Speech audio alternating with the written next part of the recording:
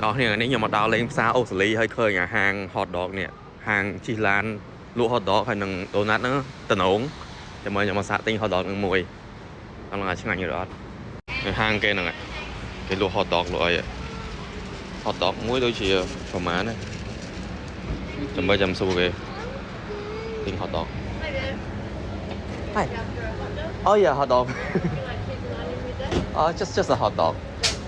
Yep, just hot dog. Just that. ខ្ញុំ order ហើយនេះទិញតែ hot dog មួយ hot dog អូស្ត្រាលីមួយ8ដុល្លារអូខេចាំខ្ញុំភ្លក់ហើយចាំខ្ញុំរីកាប្រាប់លើណាថា make អលឹមប្រយយើងដាក់ hot dog ក្តៅមកក៏មានកម្លាំង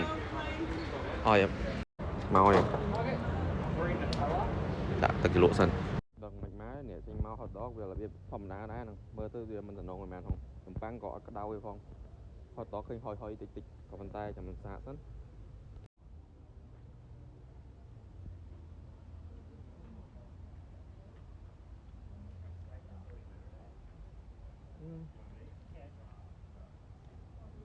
hot dog នេះប្រៃតិចប៉ុន្តែអត់ទៅប្រៃប៉ុន្មានទេខាញ់មកគេដល់ទុនរបៀប hot dog ស្ងោរអូខេ